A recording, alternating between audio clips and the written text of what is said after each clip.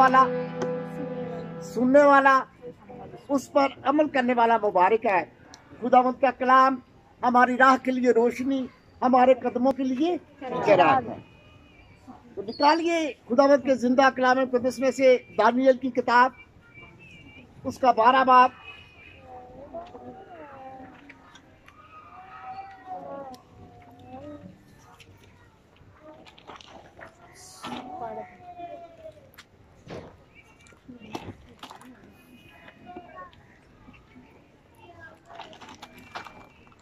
उसकी 2 आयत से लेकर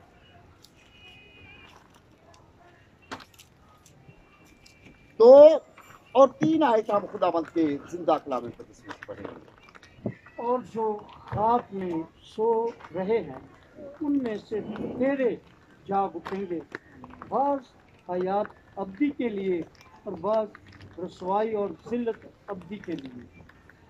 और अहले दानिश नूर फलक की मानन चमकेंगे, और जिनकी कोशिश से बतेरे सादक हो गए सितारों की मानन अब्दुल्लाबाद तक रोशन होंगे।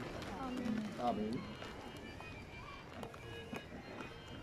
आज की हमारी मर्जी आयत है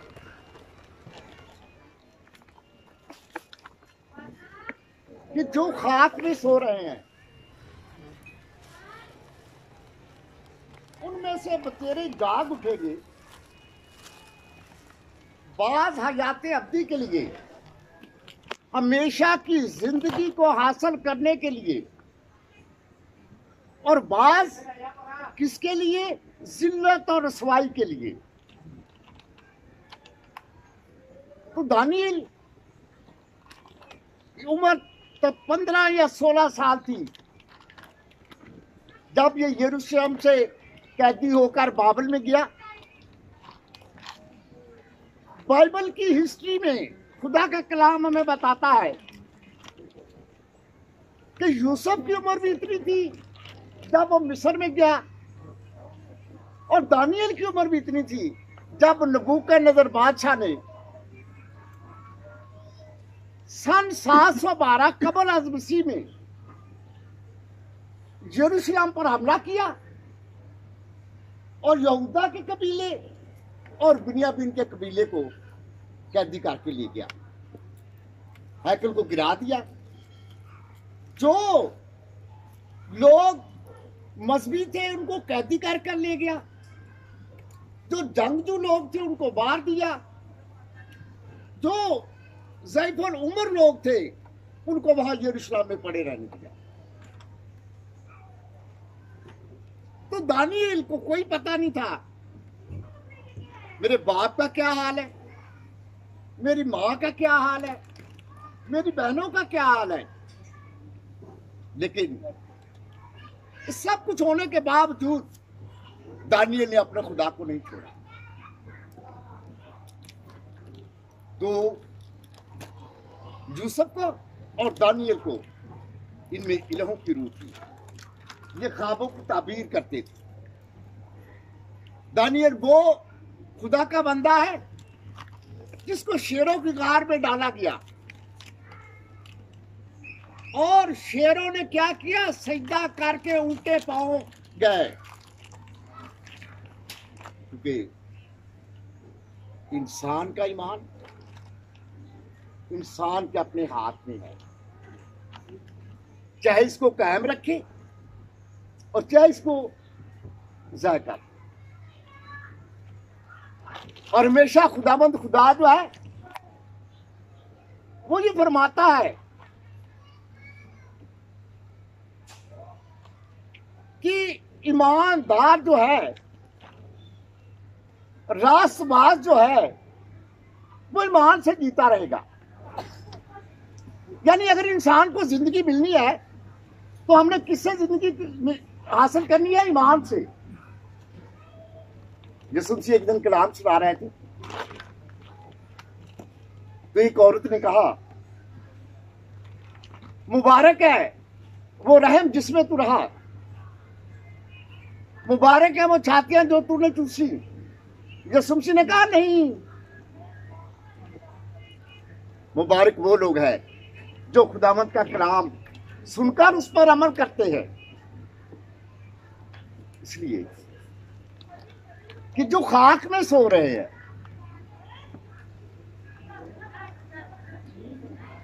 ان میں سے بتیرے جاگ اٹھیں گے کچھ حیات ابدی کے لیے یعنی ہمیشہ کی زندگی کو حاصل کرنے کے لیے اور کچھ ذلت اور رسوائی کے لیے. خدا نے کوئی چیز بے مقصد نہیں بنائی. ہر چیز خدا کا بنانے کا کوئی نہ کوئی مقصد ہے. تو انسان کو بھی خدا نے بے مقصد نہیں بنایا.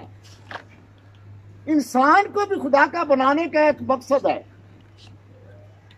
جب ہم کلام مقدس پڑھتے ہیں پیدائش کی کتاب میں پہلا باب پہلی آیت ہے. ابتدا میں خدا نے زمین و آسمان کو کیا کیا؟ سب سے پہلے خدا نے دیکھا کہ انسان رہے گا کہاں. سب سے پہلے خدا نے انسان کے رہنے کے لیے زمین بنائی.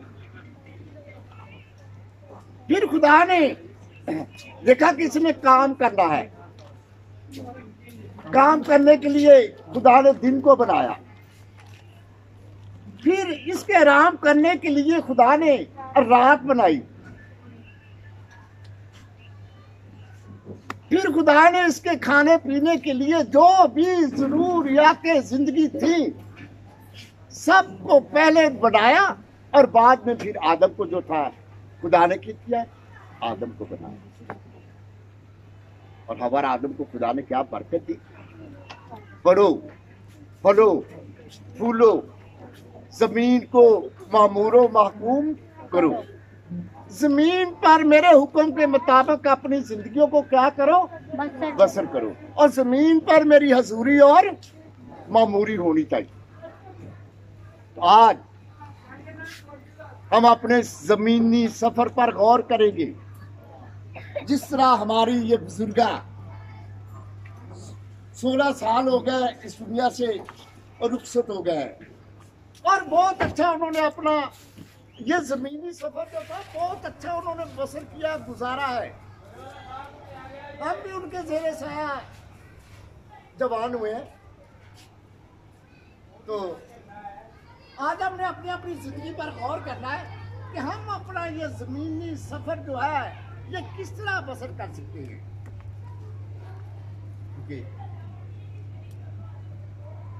بات ہے اگلی زندگی. ہماری آیت جو ہے وہ اگلی زندگی کی بات ہے کہ کچھ حیات ابدی کے لیے اٹھیں گے ہمیشہ کی زندگی کو حاصل کرنے کے لیے اور کچھ جو ہے ذلت اور رسوائی کے لیے. جو لوگ اس زمین پر خدا کی مرضی کو پورا کریں گے خدا کی مرضی کے مطابق اپنی زندگیاں بسر کریں گے جس مقصد کے لیے انسان کو خدا نے بنایا ہے انسان خدا کے اس مقصد کو پورا کرے گا تو پھر تو یہ ہمیشہ کی زندگی کو حاصل کرے گا. اگر لوط کی بیوی کی طرح خدا کے کلام پر یقین نہیں کرے گا خدا کے حکم کو نہیں مانے گا خدا کے آئین اور قانون کو توڑے گا تو پھر کیا ہوگا؟ ذلت اور رسوائی. کیونکہ بہت بڑی مثال ہے ہمارے سامنے کس طرح ہم ہمیشہ کی زندگی کو حاصل کر سکتے ہیں. صدرک میثاق عبدالرجوع نبوکدنضر بادشاہ نے ان کو بلایا. جب نبوکدنضر بادشاہ نے 60 ہاتھ لمبی 30 ہاتھ چوڑی سونے کی اپنی مورتی بنوائی اور بابل میں اس کو نصب کیا. یہ سسٹم کہاں پر مورتی کا ختم ہوا ہے؟ صدام حسین کو جب وہاں پہ اس کو ختم کیا گیا ہے. صدام حسین کی مورتی جو تھی وہ بھی وہاں پہ موجود تھی عراق میں. اور یہ مورتی کہاں بنائی گئی؟ یہ مورتی بنائی گئی بابل میں. تو صدرک میثاق عبدالرجوع نے اس مورتی کو سجدہ نہ کیا. اور یہاں پہ ہم غور کریں گے خدا کے اس کلام پر. جب انہوں نے سجدہ نہ کیا تو نبوکدنضر بادشاہ نے صدرک میثاق عبدالرجوع کو بلایا क्या सदरत मीसे कब्दन जू, क्या तुम वाकई मेरी मूर्ति को सजदा नहीं करोगे? उन्होंने जवाब दिया, ऐ बादशाह सलामत, हम कोई ऐसी बात नहीं करना चाहते जिससे तेरी शान में गुस्ताखी हो, लिहाजा जिस खुदा की हम परस्तिश करते हैं, जिसकी हम इबादत करते हैं, अगर तू हमें जलती भट्टी में डाल देगा तो वो हमें जिंदा करने की कुदरत रखता है, लिहाजा हम तेरी मूर्ति को सजदा नहीं करेंगे। ये आयत, ये खुदा का कलाम ज़ाहिर करता है, एक राज को यह करता है कि सदरक मीसक अब्दुन्नजू जो है, खुदा उनके साथ नहीं था, वो खुदा के साथ थे। उनको पता था कि अगर नबूकदनेस्सर बादशाह हमें जलती हुई भट्टी में डालेगा तो खुदा भी हमारे साथ होगा, और खुदा जलती हुई भट्टी में सदरक मीसक अब्दुन्नजू के साथ। इसलिए जो उस पर ईमान रखते हैं, जो उस पर भरोसा रखते, वो उनको कभी शर्मिंदा नहीं। वो लोग बाबरकत हैं जो खुदावंद के कलाम को पढ़ते हैं, सुनते हैं, उसके मुताबिक अपनी जिंदगी बसर करते हैं। सैमुएल की किताब में लिखा है कि इंसान की जिंदगी बेस्पात पानी की मानद है, यानी जो पानी जमीन पर गिरता है वो दोबारा इकट्ठा होता है नहीं। तो जब इंसान इस दुनिया से चला जाता है तो वो दोबारा वापस नहीं आता है। इसलिए सुलेमान फरमाते हैं कि जिस तरह चांदी कटाली के लिए, सोना भट्टी के लिए, बनी आदम खुदा की हमदो साइश के लिए बनाया गया है, किसी और मकसद के लिए खुदा ने इसको नहीं बनाया, क्योंकि खुदा ने सब कुछ जरूरियात जिंदगी इसकी पहले बना दी। इसको बनाने से पहले सिर्फ और सिर्फ खुदा ने इंसान को बनाया है तो अपनी हमदोस्ताइश के लिए, अपनी परस्तिश के लिए बनाया है। तो क्या इंसान खुदा के उस मकसद को पूरा करता है? अगर तो हम खुदा के इस मकसद को पूरा करते हैं तो यकीनन हम हमेशा की जिंदगी को हासिल करेंगे। जब लिखा है कि जिसका नाम किताबे हयात में लिखा होगा वो क्या करेगा? वो रिहाई पाएगा। क्योंकि वक्त की कमी, इसलिए मैं जल्दी से जल्दी इसको क्लोज करूंगा। तो क्या करना है इंसान ने अगर ये उसकी मर्जी को पूरा नहीं करेगा? क्योंकि यहां पे लिखा है, अब दो औरतें आई हैं गैर कौमों से और उनका नाम किताबे हयात में लिखा गया है, नबियों की लिस्ट में उनका नाम आया है। पहले राव फाशा और फिर रूत। तो हमें किस तरह वो आई, किस तरह उन्होंने खुदावंद के कलाम को कबूल किया, खुदा को कबूल किया। राव फाशा ने जासूसों से कहा कि हमने सुना है, कि हमने क्या किया है, हमने सुना है कि तुम्हारा खुदा तुम्हें आसमान से खाना भेजता है, रोशनी मुहैया करता है, साया मुहैया करता है, यकीनन तुम यहू को फतह करोगे। रूत ने अपनी सास से कहा, तेरा खुदा मेरा खुदा, तेरे लोग मेरे लोग, इससे पहले मौत हमें जुदा करे, मैं तुझे छोड़कर नहीं जाऊं। इकरार कर लिया खुदा को कबूल कर लिया, एक अहद कर लिया, अपनी जिंदगी खुदा की पनाह में दे दी। वफादारी से उसने अपनी सास की खिदमत की। मुकाशवा 2:10 में लिखा है, अगर तू जान देने तक वफादार रहेगा तो मैं तुझे जिंदगी का ताज दूंगा। और रूत ने इसी रुए जमीन पर रहते हुए जिंदगी का ताज हासिल किया है। और किस लिए उठेगी वो? हयात अब्दी के लिए, हमेशा की जिंदगी को हासिल करने के लिए। इसलिए अब हम सोचेंगे कि कैसे, किस तरह जो है लोग उठेंगे। तो हमारा खुदा नामुमकिनात का खुदा है, वो मौजूदात का खुदा है। निकालिए इसके 37 बाब उसकी पहली आयत से 10 आयत तक।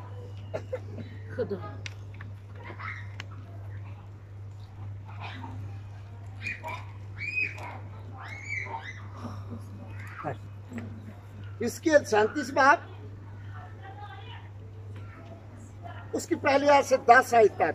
यहाँ पे खुदावंद के कलाम मुकद्दस में यूं मरकूम है, गौर कीजिए इस खुदावंद के कलाम मुकद्दस पर। इसकी नबी फरमाते हैं कि खुदावंद का हाथ मुझ पर था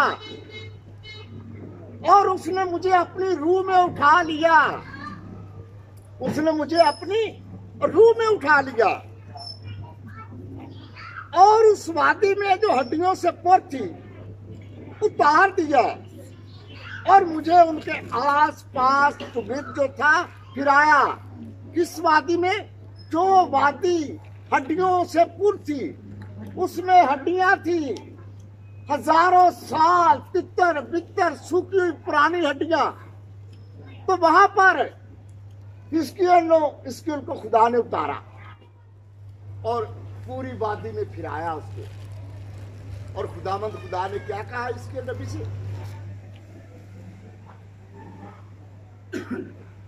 और उसने मुझे फरमाया, ऐ आदम जात, क्या ये हड्डियां जिंदा हो सकती हैं?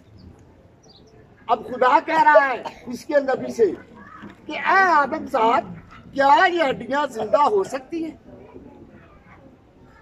तो मैंने जवाब दिया, ऐ खुदावंद तू ही जानता, ऐ खुदावंद तू ही जानता है। तो फिर उसने मुझे फरमाया, तू इन हड्डियों पर नबूवत कर। खुदावंद खुदा ने इसके नबी से कहा कि इन हड्डियों पर क्या कर? नबूवत कर। तो इसके नबी फरमाते हैं कि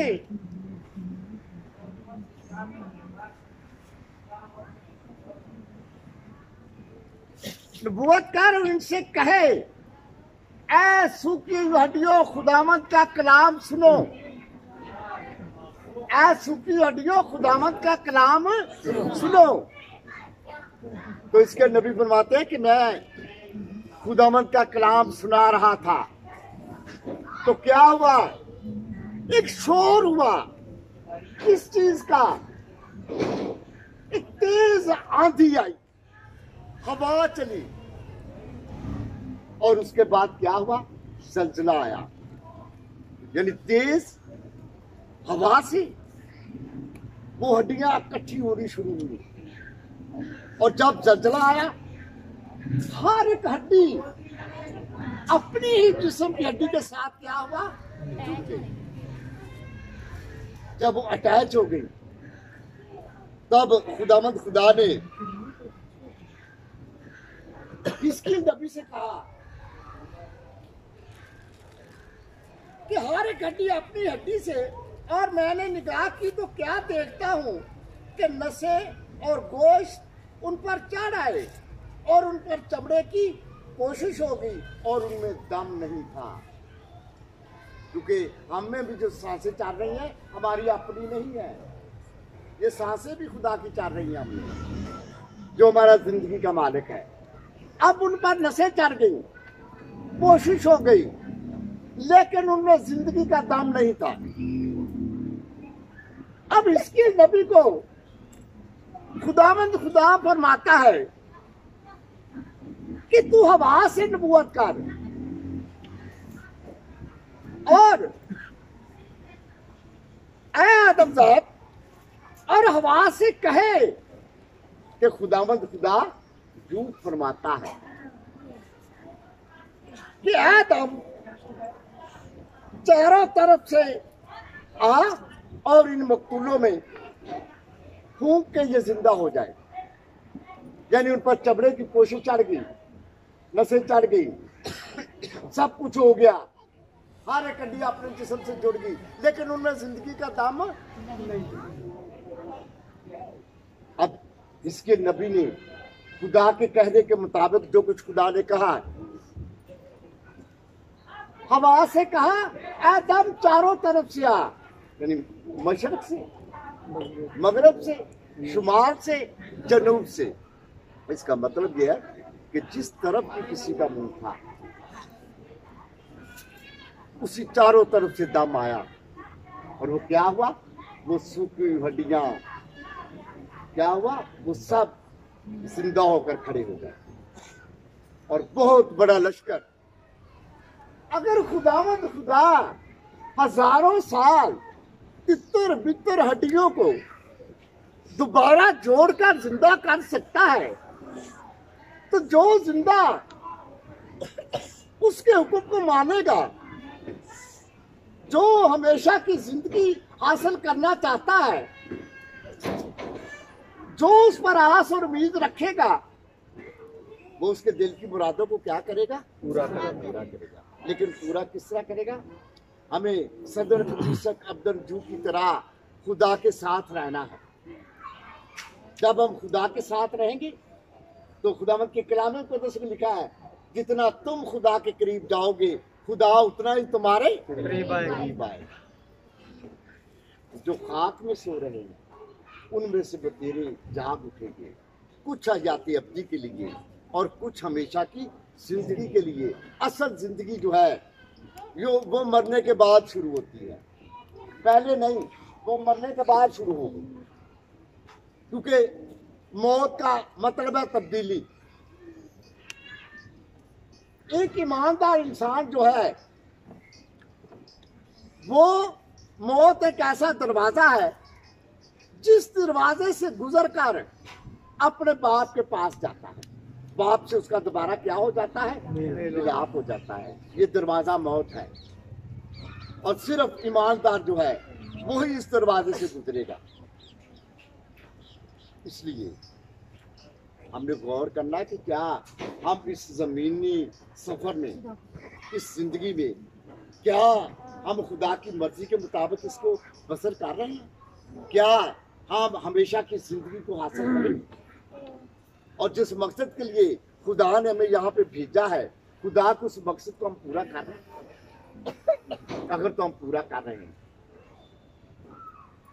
हम आज 8 बाब में लिखा है, जब अस्तिफनस को, जो यीशु मसीह के नाम पर पहला शहीद होने वाला है, जब उसको संसार कर रहे थे,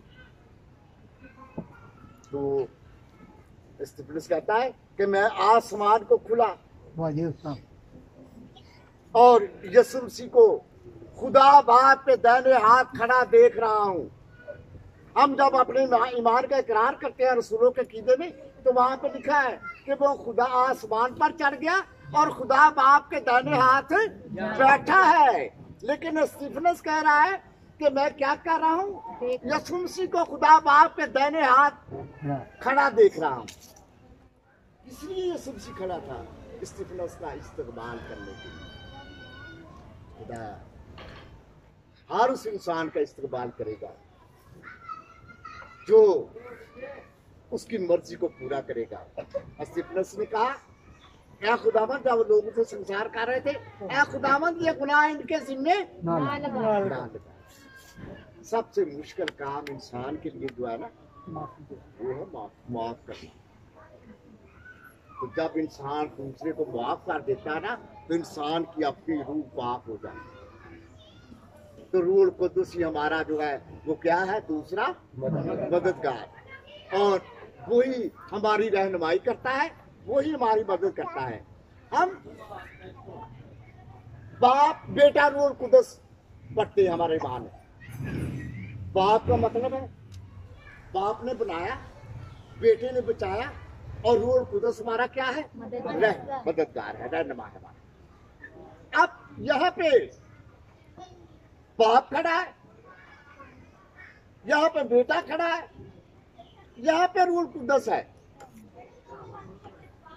जब तक हम इस चौथे नंबर पर इस कतार में, इस लाइन में नहीं खड़े होंगे, हम जो है हमेशा की जिंदगी को हासिल नहीं कर सकते। क्योंकि ले जाना किसके हमें, जिसके जरिए हमने जाना है। अगर हम यहाँ चौथे नंबर पे खड़े होंगे, हम हमेशा की जिंदगी को हासिल करेंगे। अगर हम इस साइड पे खड़े होंगे या इस साइड पे खड़े होंगे, तो हमें कौन लेके जाएगा?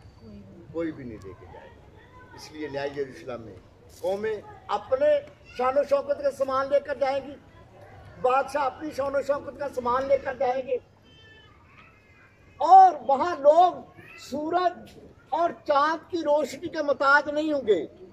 वो शहर खुदा के जलाल से मुनव्वर होगा, और बरा उस शहर का क्या होगा? चराग होगा। दाखिल वही होगा जिसका नाम बरा की किताबे हयात में लिखा हुआ होगा। इसलिए जो खाक में सो रहे हैं, उनमें से बतेरे जाग उठेंगे, कुछ हयाती अब्दी के लिए, कुछ जिल्लत और रसवाई के लिए। क्योंकि खुदावंद खुदा फरमाता है कि मैंने तेरी सूरत अपनी हथेलियों पे खोद रखी है।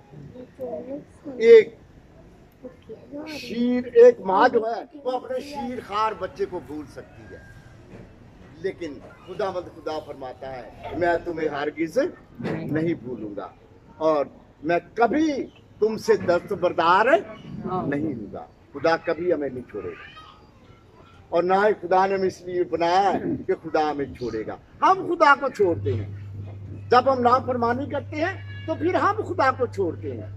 इसलिए आज हमने अपनी अपनी जिंदगी पर फैसला किया, आज के कलाम के मुताबिक हमने क्या हासिल करना है। क्योंकि एक मसीह जो है ना, जो यीशु मसीह पर ईमान रखता है, जो उसको कबूल करता है, उसकी जिंदगी यहाँ तक महदूद नहीं है कि वो कब्र में जाएगा और खत्म हो जाएगा। नहीं, उसकी असल जिंदगी उस वक्त शुरू होगी मरने के बाद। फिर उसने आगे जो है कहाँ जाना है, ये हमारे अपने इख्तियार में। इसलिए जिसका नाम किताबे हयात में लिखा हुआ होगा वही रिहाई पाएगा। होशिया नबी फरमाते हैं कि मैं ही ने इनको इंसानी रिश्तों और मोहब्बत की डोरियों में खींचा। क्या इंसान ने जहां हमें कायम किया है, जो हमारा मकाम है, उस पर हम कायम हैं, क्योंकि खुदावंद की नजर इंसान की राहों पर है। वही उसके रास्तों को क्या करता है? हमवार बनाता है। इसलिए खुदावंद की राहें रास्त है, साधक उन पर चलेंगे और शरीर गिर पड़ेंगे। इसलिए जो खाक में सो रहा है, उनमें से बतेरे जाग उठेंगे, कुछ याते अपनी के लिए और कुछ जिल्लत और रसवाई के लिए। खुदावंद आज